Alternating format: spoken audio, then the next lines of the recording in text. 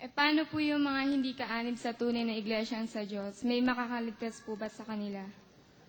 May paraan ng Diyos para maligtas yung mga taong hindi nakarinig.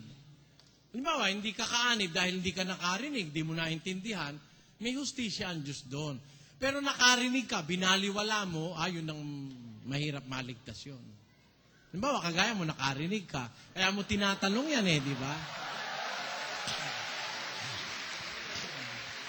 Kaya mo tinatanong yan, naghahanap ka ng lusot, di ba?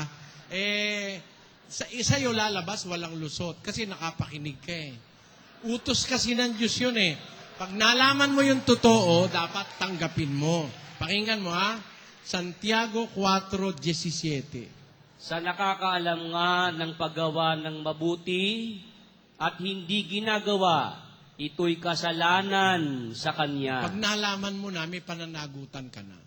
Buti yung walang alam, may paraan ng Diyos doon. Pero pag alam mo na, mananagot ka pag hindi mo ginawa.